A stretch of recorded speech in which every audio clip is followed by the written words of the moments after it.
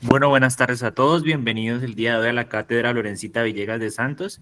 El día de hoy vamos a tratar el tema de atresia de vía biliar a cargo de Natalie Camargo, residente de cirugía pediátrica, y como invitado el doctor Gabriel Melgarejo, cirujano pediatra y tutor de la charla. Bienvenidos a todos y adelante, Natalie, por favor. Gracias.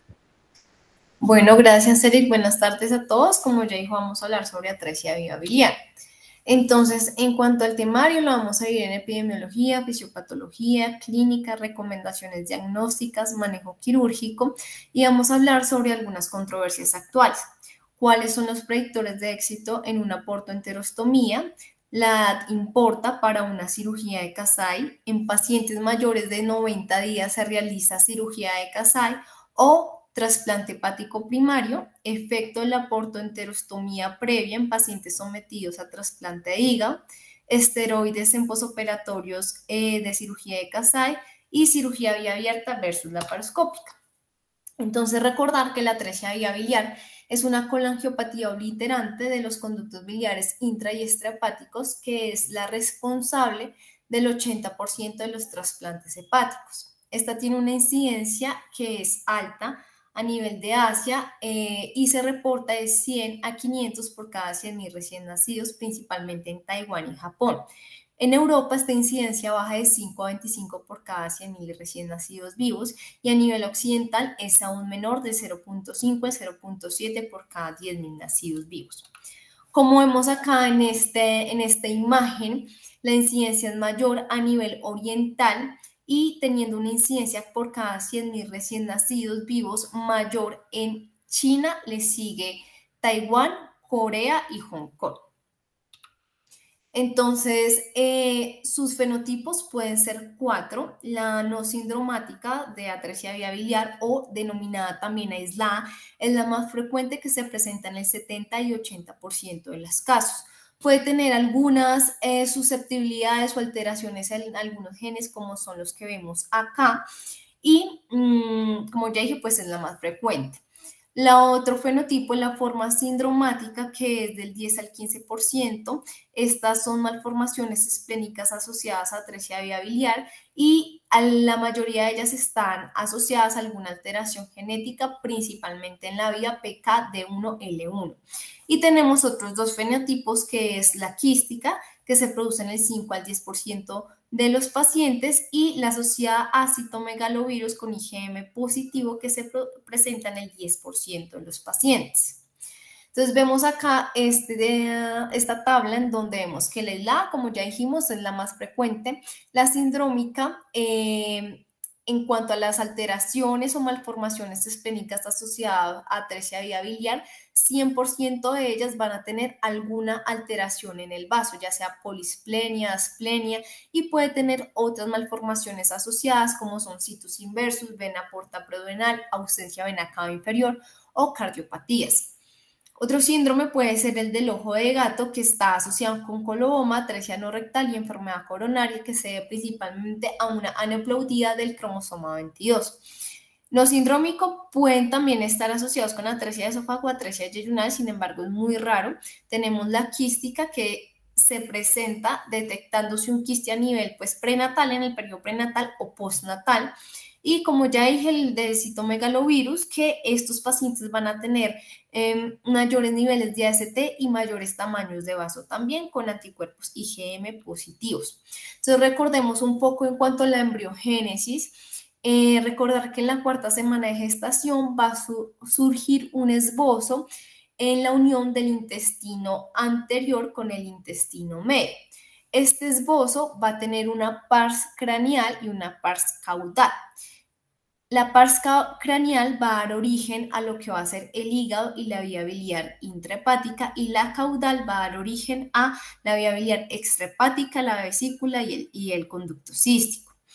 La pars craneal, que va a ser el hígado, al comienzo este hígado va a ser una masa hueca que se va a convertir en una masa sólida y que va a generarse unos conductos y unos canalículos biliares, que al comienzo estos están fibróticos y van a formar una red extensa alrededor de los hepatocitos primarios. estos canalículos biliares se van a vacuolizar aproximadamente en la sexta semana de gestación, lo mismo que la vía biliar extrahepática. Vemos acá entonces esta imagen de lo que les hablé de la par hepática y la par cística, que la hepática es la craneal y la cística es la caudal. La primera va a dar origen a la parte intrahepática de la vía biliar y la par cística o caudal va a dar origen a la vía biliar externa, que va a ser cístico, la vesícula y el colédoco y hepático común. Entonces, como vemos, esta es una patología con etiología heterogénea en donde van a influir diferentes factores como son defectos en la embriogénesis que acabo de mencionar, factores genéticos, autoinmunidad, infecciones virales y toxinas ambientales. Entonces, en cuanto a la parte genética, realmente se han estudiado diferentes genes y no hay uno solo que sea el culpable, sino es una suma de diferentes alteraciones genéticas. Entonces, como vemos, hay sobreexpresión de los genes que vemos acá en el cuadro superior izquierdo, amarillo, en donde estos genes se han estudiado y se han alterado en ratones, y esta alteración de estos genes genera una alteración en la embriogénesis normal del sistema biliar extrahepático. Lo mismo que se han estudiado un gen GPC1 que codifica para una glicoproteína ubicada en la membrana apical de los colangiocitos que va a mediar señalizaciones intracelulares a través de la vía Het-Hod, que es importante también para la formación de la vía biliar.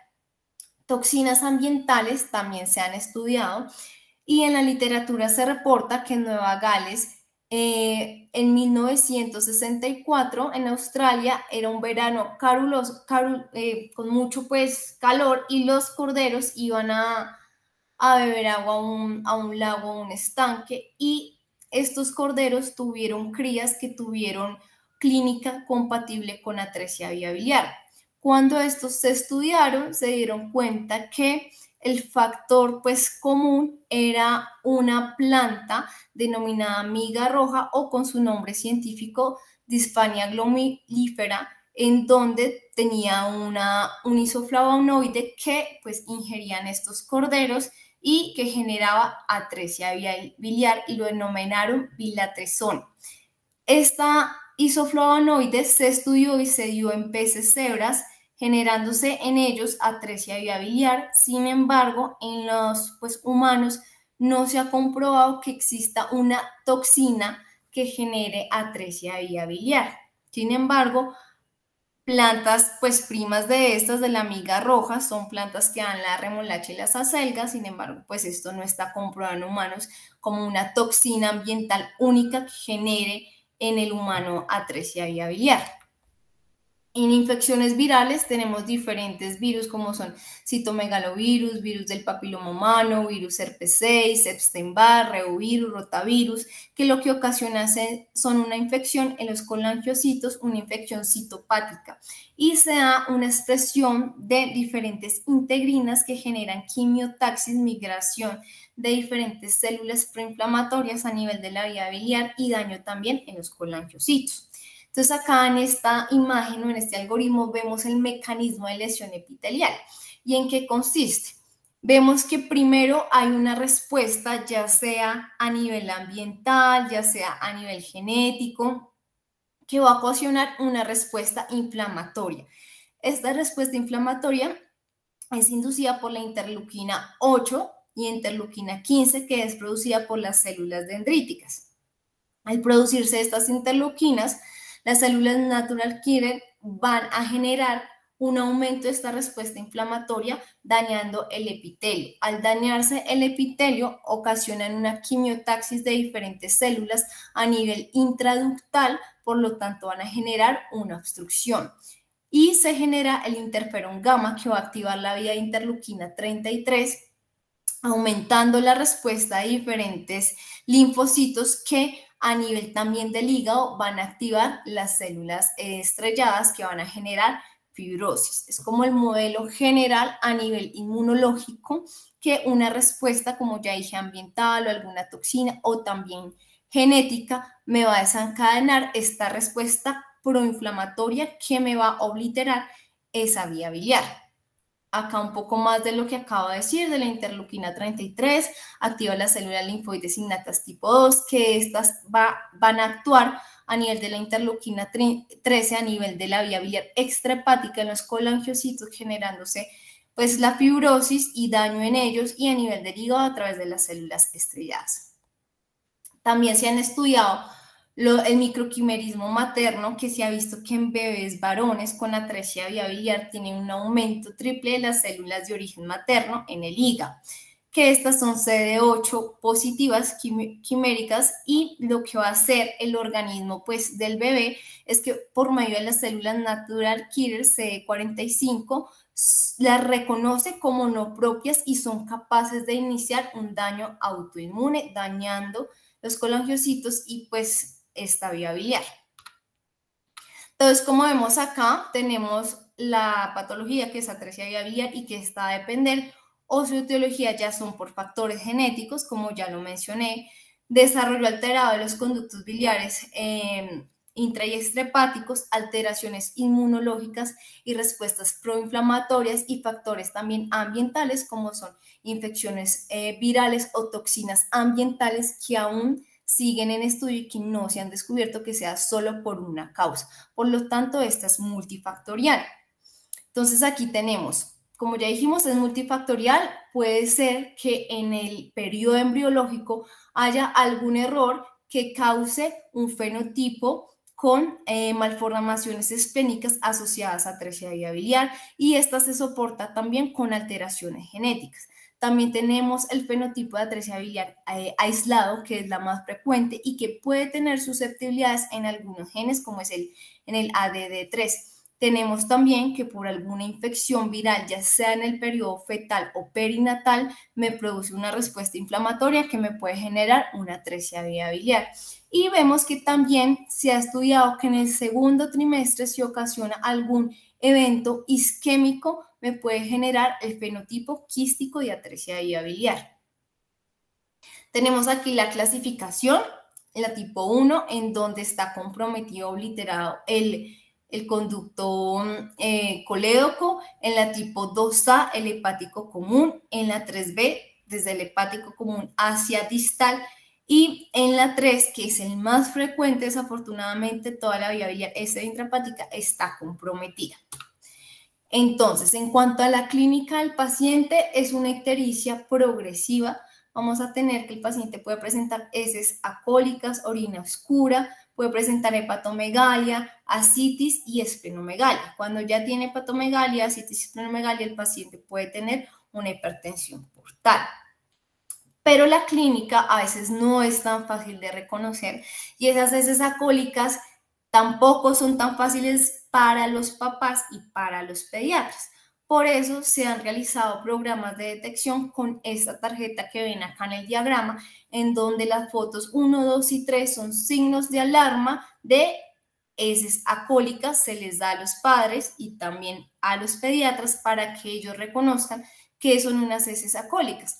Y se hizo un estudio en Taiwán con esta tarjeta de colores, y se dieron cuenta que con este programa de detección se permitió que los pacientes tuvieran un diagnóstico más temprano, fueran llevados a cirugía más temprano, lo que aumentó la tasa libre de ictericia a los 3 meses de cirugía, y mayores tasas de éxito quirúrgico, y pues mejores resultados en pacientes con atresia vía biliar.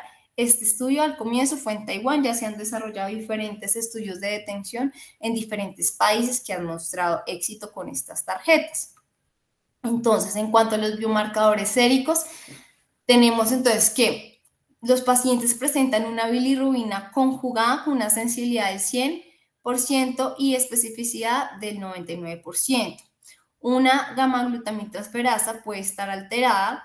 Si es mayor a 300, sensibilidad del 40%, pero su especificidad sube al 98%.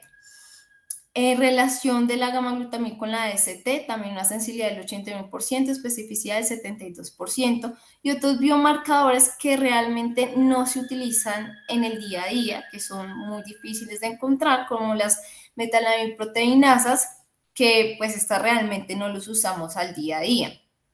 Entonces, en cuanto a las causas de ictericia conjugadas, tener en cuenta, el 80% de las causas son pacientes que tienen atresia de vía biliar. Otro porcentaje puede tener un quiste de colédoco. 5% puede tener un síndrome de bilis espesa. Y ya vemos que ahí disminuyen los porcentajes en cuanto a otras patologías.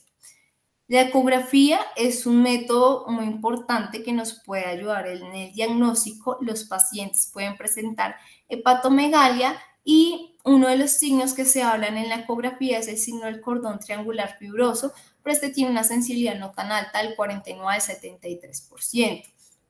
Importante mencionar que el 20% de estos pacientes pueden tener una vesícula biliar normal, no siempre está ausente. La gamografía es también un método diagnóstico y lo que vamos a evidenciar ahí es que no existe un tránsito del isótopo de la vía biliar al intestino. Sin embargo, esta no es específica porque también se informa en niños con colestasis intrahepática graves como en el síndrome de Alagille. Entonces, no es de todo tan específica. La biopsia hepática, con ella tenemos el diagnóstico del 80%. Podemos ver diversos grados de inflamación a nivel de la proliferación ductal o estasis biliar, con taponamiento y transformación de células gigantes. Sin embargo, algunos pacientes con atresia de vía biliar pueden no tener características histológicas típicas, por lo tanto no es patognomónico la biopsia hepática, pero sí tiene un alto rendimiento diagnóstico. Entonces, como vemos acá este algoritmo, en donde vemos un paciente que tiene colestasis, que tiene heces acólicas, pálidas, orina oscura, hepatomegalia, ascitis, lo primero que debemos hacer es utilizar métodos bioquímicos, bilirrubinas, gamma-glutamitrasferasa, función hepática y también un método imagenológico, que el que más tenemos en nuestro medio es una ecografía y evaluar. Sigue en este algoritmo la biopsia hepática y ellos hablan acá de la CEPRE. Sin embargo, en un neonato, no, por lo menos acá en Colombia, no es factible realizar este método diagnóstico. Es más factible llevar al paciente a una colangiografía intraoperatoria, pero pues sí está mencionado en la literatura que uno podría llegar a utilizar este método diagnóstico.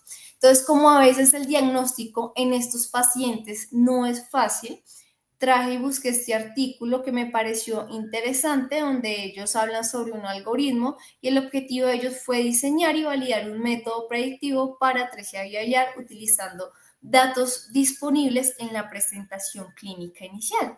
Entonces tenemos acá en el algoritmo un paciente colestásico con una gamma-glutamiltransferasa elevada mayor a 184 unidades sobre litro. Si el paciente no la presenta, realmente uno se podría quedar pues tranquilo con un alto porcentaje, que puede ser que no tenga atresia biliar. Si el paciente la presenta, hay que continuar nuestros estudios con una ecografía. Si en la ecografía tiene el signo del cordón, entonces el paciente tiene alta probabilidad de que tenga atresia biliar, y si no lo presenta, evaluar entonces la vesícula en la ecografía si esta es anormal o no.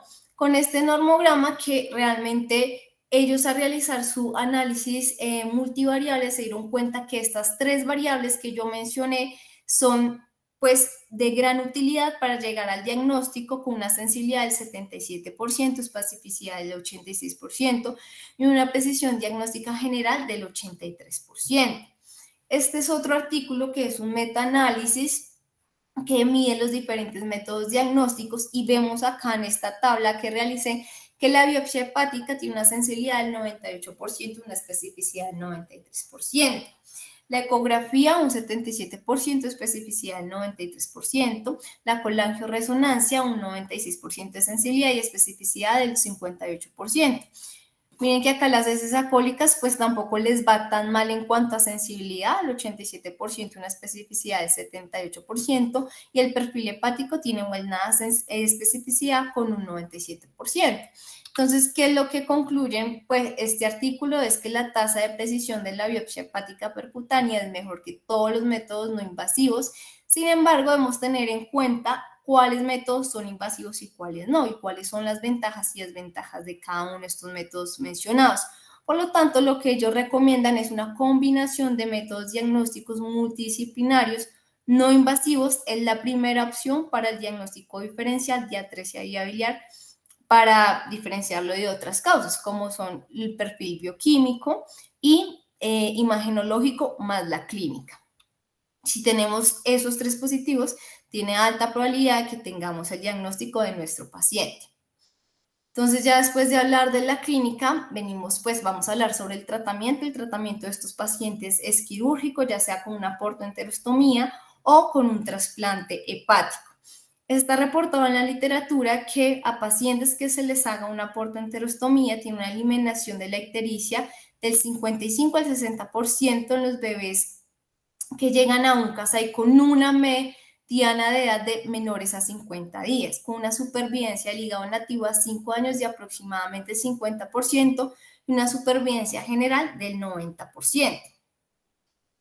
Entonces, hablan un poco cómo es la portoenterostomía de Kasai. Realizamos una incisión, puede ser una incisión de Chevron que nos da una buena exposición y confirmamos después de entrar a la cavidad abdominal, vamos a confirmar el diagnóstico. Este diagnóstico se confirma con una colangiografía intraoperatoria, una jareta a nivel de la vesícula y ponemos aplicamos medio de contraste por esta jareta y tenemos 2 opciones, que puede ser que el paciente sea normal su vía biliar, como vemos en la imagen superior de la diapositiva, o que ésta tenga atresia biliar, como en la imagen inferior. Si confirmamos el diagnóstico, entonces tenemos que tener una adecuada exposición donde vamos a trabajar, que es a nivel del aporte hepatis y todo ese tejido fibroso de la vía biliar. Entonces, lo que debemos hacer es dividir el ligamento falciforme y los ligamentos coronarios del hígado. Algunos autores exteriorizan o retraen hígado, o sea, sacan el hígado de la incisión un poco para tener mayor exposición. Otros autores realmente no lo extraen, por decirlo así. Posteriormente, debemos hacer esa división del remanente fibroso, iniciando si el paciente tiene vesícula o es del cístico, y la disección va a ser de caudal a craneal. Entonces, se extrae el remanente fibroso de la vena porta y se separa de las ramas de la arteria hepática, y vasos pequeños desde la vena porta principal hasta la placa biliar deben ligarse, como vemos acá. Vamos a resecar todo ese remanente fibroso de lo que fue la vía biliar. Posteriormente a esto, como nuestra disección para ir hacia craneal, nos vamos a encontrar y tenemos que disecar o exponer bien la porta hepatis. Entonces, para hacer una adecuada exposición de esta hacia el lado derecho del paciente, tenemos que disecar muy bien y vamos a ir hasta la bifurcación de la vena de la porta derecha en sus ramas anterior y posterior. Ese va a ser el límite de disección a nivel derecho, y a nivel izquierdo va a ser la fisura umbilical y la inserción de la vena umbilical obliterante hacia la vena porta izquierda, que esto se llama el receso de Rex. Posteriormente, que extraemos nuestro remanente biliar, como vemos acá en la foto, procedemos a realizar nuestra asa de Rose, que desde el ligamento de Treitz contamos en un neonato 10 centímetros y vamos a ascender 40 centímetros de intestino delgado transmesocólico, y realizamos nuestra anastomosis. La anastomosis debe tener un buen ancho y debe medir aproximadamente 2 centímetros. 2 centímetros van a medir si nosotros hemos hecho una adecuada disección tanto al lado derecho como izquierdo. Hacemos primero la cara posterior, bajamos los nudos con técnica de paracaídas y después hacemos la cara anterior. Entonces, ya después de hablar en la técnica quirúrgica, vamos a ver los resultados de los pacientes. Los resultados de los pacientes van a dividirse o van a depender de diferentes variables. Una de ellas es las variables del paciente. Entonces, va a influir en cuanto a la supervivencia del hígado nativo, variables como son edad, en el momento en que se realizó la portoenterosanastomosis, si esta atresia vía biliar que presenta nuestro paciente es sindrómica o no, si el paciente tiene también un fenotipo citomegalovirus positivo, de la fibrosis que tenga el paciente, si el paciente tiene ascitis, falla en el crecimiento, cardiomopatía, o también si ya dije como si esta es aislada o no, pues si es aislada, si no tiene fibrosis, si se hizo una cirugía temprano, influye como buen pronóstico para una supervivencia de hígado nativo a 2 años va a ser mayor. Otros marcadores bioquímicos en cuanto al postoperatorio es tener una bilirrubina total menor a 2 miligramos de cilitro a los 3 meses después de realizar la cirugía. Se asocian con una mayor supervivencia sin trasplante a los 2 años de edad en comparación con una bilirrubina mayor.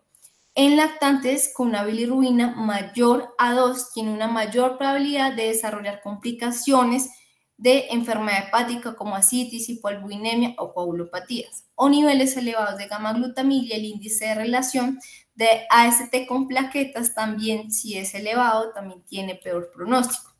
Y las otras variables que influyen es el fenotipo hepático, como son fibrosis, porque se me olvidó también pues comentar que en el momento de la cirugía siempre se debe tomar una biopsia al hígado para determinar el grado de fibrosis que tiene el paciente en ese momento. Entonces, dependiendo del grado de fibrosis, también vamos a tener pronóstico de estos pacientes y también a nivel de los conductillos hepáticos, si estos son mayores o menores a 150 micras. Entonces, se ha descrito mucho en la literatura qué pasa con los pacientes que se operan a temprana edad o edades más tardías. Como vemos acá en esta gráfica, a los pacientes que se operaron de 61 a 90 días les fue mejor en cuanto a la supervivencia de hígado nativo que los pacientes que se operaron mayores a 151 días. Tenemos esta estadística de Inglaterra, aportada por Davenport en la literatura, en donde estudia bebés con atresia de vía biliar aislada. Fueron 318 bebés y se dividieron por grupos de acuerdo al momento de la cirugía, y al dividirlos vemos que sí hay un poco de diferencia en cuanto a la supervivencia de hígado nativo, pero esta no alcanza a ser estadísticamente significativa entre el grupo 1, que son menores a 44 días, y los que son mayores a 70 días. Entonces surge la pregunta de que si realmente afecta la edad de los pacientes al momento de hacerse una cirugía de Kasai. Entonces, este artículo tuvo como objetivo comparar el resultado de la portoenterostomía en pacientes con mayores a 90 días y en menores de 90 días. Fueron 62 niños, 45 niños en el grupo 1 que fueron menor a 90 días y 17 en el grupo 2 que fueron mayores a 90 días. El riesgo de la relación de AST con plaquetas, el indicador de fibrosis aumentó significativamente en el grupo 2. Aproximadamente el 47% de los niños del grupo 2 tenía fibrosis en estadio 2 en la histología del hígado, en comparación con el 22% de los niños del grupo 1, y ninguno de los niños del grupo 2 tenía insuficiencia hepática o hipertensión portal. La cirugía de Kasai tuvo éxito en el 29% de los niños del grupo 2 y en el 44% de los niños del grupo U, y no hubo diferencias en cuanto a mortalidad perioperatoria. Lo que ellos mencionan ahí en el artículo es que Davenport ha mencionado supervivencia de hígado nativo en sus artículos a 5 años del 40% en bebés operados después de 100 días. Y en el 2017, en el registro japonés de atresia vía biliar, informó una supervivencia de hígado nativo a los 20 años del 20% de niños que tenían más de 151 días en el momento de la cirugía. Por lo tanto, ellos concluyen que una cirugía de Kasai tuvo éxito en 1/3 de sus pacientes mayores a 90 días y que se puede realizar de forma segura en este grupo, en ausencia, y son muy enfáticos en decir que el paciente no tenga insuficiencia hepática, y por lo tanto concluyen que la edad no debería ser una descalificación para realizar una cirugía de Kasai. Entonces seguimos averiguando en la literatura y viene este otro artículo que el resultado de ellos fue lo mismo, estudiar el resultado de la cirugía de Kasai en niños con atresia de vía biliar e identificar aquellos factores que predicen que un Kasai sea exitoso o no. Fueron 79 niños que se les realizó cirugía de Kasai, se logró una cirugía de Kasai exitosa en 29 pacientes, que fue el 36%, con supervivencia con hígado nativo a los 2 años, está disponible para 61 niños. 44% de los pacientes sobrevivieron con su hígado nativo a los 2 años. Y en cuanto a su análisis de regresión logística, la edad más baja para la cirugía de Kasai, el uso de esteroides y la posoperatorio y la ausencia de colangitis fueron predictores para una cirugía de Kasai exitosa. Vemos acá entonces las gráficas de Kaplan-Meier, en donde vemos acá entonces con el uso de esteroides fue estadísticamente significativo. En cuanto a colangitis, en cuanto a la supervivencia, porque acá estamos viendo son las gráficas de Kaplan-Meier de supervivencia de hígado nativo, no fueron estadísticamente significativos, y la edad en cuanto a supervivencia del hígado nativo no fue estadísticamente significativo. Lo que ellos dicen es que pudo haber sido porque la población era un poco más pequeña, y sin embargo lo que ellos sí demostraron es que fue un predictor independiente para el éxito de la cirugía de Kasai, más no para la supervivencia del hígado nativo a los 2 años. Entonces, este otro artículo dice, bueno, la cirugía de Kasai, la edad puede ser un factor predictor de éxito, mientras que en el anterior artículo dice que con supervivencia de hígado nativo puede ser que no influya y que ellos sí lo recomiendan. Entonces, seguimos averiguando en la literatura y en este otro artículo del 2022, en donde tuvieron el mismo objetivo, como qué hace que una portoenterostomía de Kasai que había sido exitosa sea fracasada. Lo que ellos hicieron fue un estudio de corte prospectivo en niños que se les realizó una cirugía de Kasai desde el 2012 hasta el 2018. Su objetivo fue determinar cuáles factores pues hacían que una cirugía de Kasai que había sido denominada exitosa fallara, y dividieron esta población, que fueron 135 pacientes, en 2 cortes.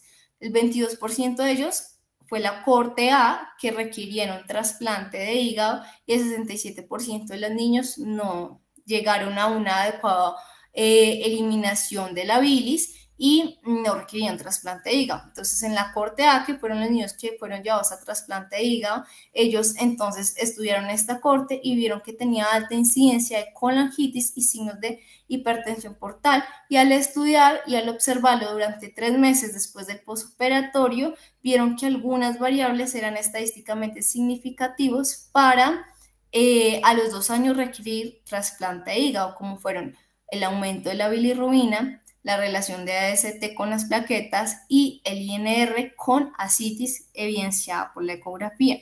Y en ningún momento pues de este artículo mencionan que la edad fue un predictor para requerir a los 2 años trasplante hepático.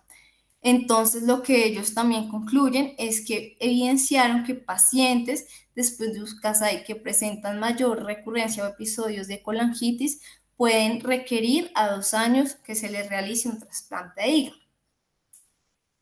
Vemos también en este artículo que nos presenta un normograma que me pareció interesante para predecir la probabilidad de que el paciente tenga su hígado nativo a los 2 años.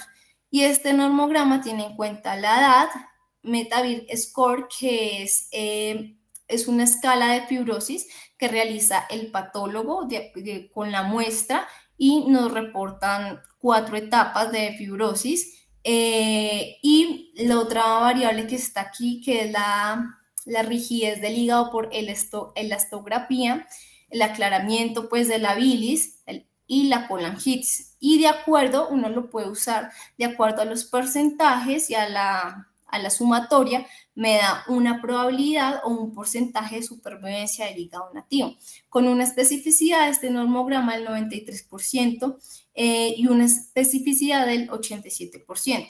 Perdón, el previo era sensibilidad. Entonces, en conclusión, este normograma está establecido y basado en los indicadores de los primeros 3 meses después de una cirugía de Kasai. Puede ser útil para predecir el diagnóstico en niños con atresia de vía biliar dentro de los 2 años posteriores de la cirugía y útil también para considerar si el paciente a futuro requerirá un trasplante de hígado o no. Entonces, pues ya vimos que algunos artículos sí consideran la edad, otros artículos demuestran que no en cuanto al éxito y en cuanto a la supervivencia del hígado nativo. Y la otra pregunta es, ¿qué hacer entonces con los pacientes mayores de 90 días? Si es mejor en ellos realizarle un trasplante de hígado primario o si les podemos realizar una cirugía de Kasai y si después esta cirugía de Kasai no fue exitosa, llevarlo en trasplante de hígado. Hay dos corrientes. Algunos autores abogan por la derivación directa para trasplante de hígado como tratamiento de primera línea y se justifican porque una cirugía de Kasai previa añade riesgos quirúrgicos y peor pronóstico si el paciente pues va a realizarse después el trasplante de hígado. Y los autores justifican y dicen que hay notables tasas de éxito de una portoenterostomía, incluso en edades más avanzadas, y que es importante prolongar la supervivencia del hígado nativo en vista de la escasez de órganos en pacientes menores de 12 meses con un peso inferior de 10 kilos. Entonces, este otro artículo, el objetivo de ellos fue comparar el resultado de una gran corte de niños con atresia de vía biliar que se sometieron a cirugía de Kasai después de los 90 días de vida, con aquellos que se sometieron a edad temprana, antes de los 90 días, y aquellos que no recibieron cirugía de Kasai y fueron remitidos directamente para el trasplante primario de hígado. Entonces fue un estudio de corte comparativo, retrospectivo y unicéntrico desde 1995 y 2017. Kasai temprano se le realizó a 330 pacientes, tardío en 69 pacientes, sin Kasai que fueron llevados a trasplante de hígado 25 pacientes. Kasai tardío se realizó con una edad media de 17 días. Entonces veamos acá los resultados. En cuanto a la supervivencia de hígado nativo a 2 años, tuvieron una P estadísticamente significativa en cuanto a los pacientes que no se les realizó ninguna cirugía y fueron llevados a trasplante versus las otras dos que fueron un Kasai tardío versus un Kasai temprano. Y es decir, que les fue mejor a los pacientes que se operaron en edad temprana para cirugía de Kasai en cuanto a la supervivencia de hígado nativo. Y en cuanto a la supervivencia global, como vemos acá en la imagen, no fue estadísticamente significativa para ninguno de estos tres grupos. Entonces, el artículo refiere que más de la mitad de los niños de esta serie que se sometieron a Kasai tardía estaban vivos con su hígado nativo después de 2 años y el 30% todavía después de 5 años. Estos resultados confirman el potencial de retrasar el trasplante de hígado en pacientes con atresia de vía biliar, incluso cuando esta cirugía de Kasai se realiza tarde y debido, lo que ellos dicen, a la escasez de órganos, en particular en pacientes muy pequeños menores a 10 kilos, es deseable prolongar la supervivencia de su hígado nativo. Y vimos acá, pues en este artículo, que un Kasai tardío fue realizado en 113 días y 100 pacientes tuvieron que someterse a trasplante de hígado cuando eran bebés antes de cumplir los 12 meses. Y el trasplante de hígado en esta serie pudo haberse evitado en el 88% de los casos con diagnóstico tardío de atresia de vía biliar y se pudo haber retrasado significativamente cuando el Kasai se realiza después de los 3 meses de edad, ya que la supervivencia global, como vimos ahí, de estos 3 grupos era igual para ellos y la supervivencia de los pacientes remitidos a trasplante primario fue peor. Por lo tanto, ellos concluyen que la edad por sí sola no debe ser un criterio para decidir contra la cirugía de drenaje de vía biliar, ya sea una portoenterostomía de Kasai o otra técnica que se quiera realizar, y se debe tener en cuenta otros factores de los cuales algunos todavía siguen en estudio o que todavía no hayamos identificado. Entonces, acá vemos pues este artículo nos habla de cuál es el efecto de los pacientes que tienen cirugía de Kasai que van a ser llevados a un trasplante de hígado, si realmente afecta esta cirugía de Kasai en pacientes que van a ser llevados a trasplante de hígado. Fue un estudio de corte retrospectivo. 23 pacientes fueron llevados a trasplante de hígado sin portoenterostomía previa y 19 sí tenían portoenterostomía previa. Vemos acá entonces las complicaciones como son una trombosis en la arteria hepática, trombosis en la vena porta, estenosis en la vena porta, fístulas a nivel de la vía biliar, estenosis, reoperaciones o rechazos del trasplante, y vemos acá que ninguna de estas variables fue estadísticamente significativa entre estos dos grupos. En cuanto a la supervivencia del paciente, tampoco hubo diferencias significativas, y supervivencia al injerto post-trasplante tampoco hubo diferencias estadísticamente significativas.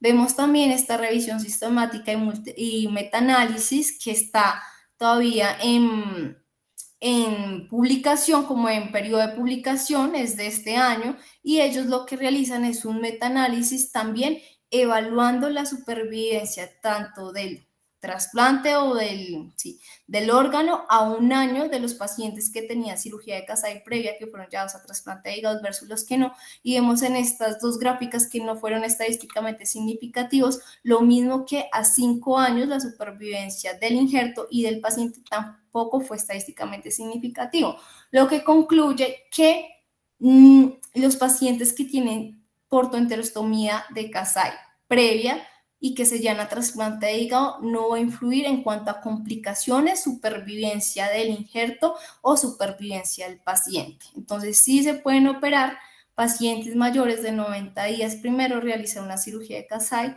y si esta después llega a ser no exitosa, se puede llevar a trasplante de hígado. Es la conclusión de estos artículos. Ya para terminar, entonces, en cuanto al uso de esteroides posoperatorios, también hay una controversia si realmente ayudan o no en cuanto a la eliminación de la bilis. Entonces, esta es una revisión sistemática con metaanálisis del año 2015, y vemos ahí que este es el efecto de terapia con esteroides sobre la eliminación de la ictericia después de una portoenterostomía, que no es estadísticamente significativo utilizar estos esteroides, pero cuando ellos dividen los grupos y cuando ven que hay regímenes de tratamientos con prednisolona a dosis intermedias o altas, sí ven que hay una diferencia estadísticamente significativa en cuanto al aclaramiento de la bilis y que está a favor del uso de los esteroides. Lo mismo si lo dividen en pacientes menores de 70 días. Por lo tanto, recomiendan que el tratamiento moderado con esteroides en dosis altas mejora la eliminación de la ictericia, especialmente en lactantes menores de 70 días, que se necesitan más ensayos clínicos con un seguimiento más prolongado para demostrar el efecto de los esteroides sobre el resultado a largo plazo de la atresia de vía biliar. Y lo otro, también la última discusión, es cirugía vía abierta versus laparoscópica. Vemos acá, entonces, este también es un metaanálisis del 2015 en cuanto al tiempo quirúrgico, va a favor de la cirugía vía abierta. En cuanto al sangrado, a favor de la cirugía laparoscópica. En el tiempo de alcanzar una dieta normal o una nutrición enteral plena, va a favor de la cirugía de Kasai. Complicaciones no son estadísticamente significativas, y al realizar ellos su revisión sistemática concluyen que ambos procedimientos no mostraron diferencias en cuanto a duración de la estancia, complicaciones, colangitis y, lo que es más importante, en cuanto a la supervivencia del hígado nativo. Entonces, ya para acabar, las conclusiones de mi charla es que la atresia vía biliar es una patología de etiología heterogénea, que el diagnóstico se debe realizar en cuanto teniendo la combinación de métodos no invasivos bioquímicos, imagenológicos y la clínica, que es la primera opción, combinar estas tres cosas para el diagnóstico de atresia vía biliar, que el manejo es quirúrgico, ya hablamos, una portoenterostomía o un trasplante de hígado, que los resultados dependen de los factores, ya sea el paciente, bioquímicos, anatómicos y el fenotipo hepático, que la asociación de la edad en la portoenterostomía y el resultado a corto y a largo plazo no parece ser lineal, que la edad no debe ser el único criterio para definir si un paciente se le realiza una portoenterostomía mayor a 90 días, que la portoenterostomía previa no afecta significativamente los resultados del trasplante de hígado, que se debe realizar un tratamiento moderado con esteroides en dosis altas que mejora la eliminación de ictericia, principalmente en pacientes menores de 70 días que se les realiza Kasai, y que la cirugía laparoscópica no ha demostrado ser superior a la cirugía vía abierta.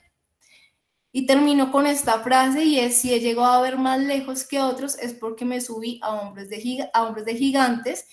Muchas gracias y muchas gracias a mis profesores, los que están en la foto y a los que no están por estos 5 años de residencia. Natalie, muchas gracias por tu presentación súper completa. Quedan abiertos pues los micrófonos si alguien tiene dudas, preguntas o algunos comentarios. Muchas gracias por asistir. Natalie, lo primero, felicitaciones. Felicitaciones por la charla, felicitaciones por las conclusiones que has sacado, por la revisión, felicitaciones por 5 años de una residencia muy bonita y muchas gracias por haber estado con nosotros. Gracias, profe.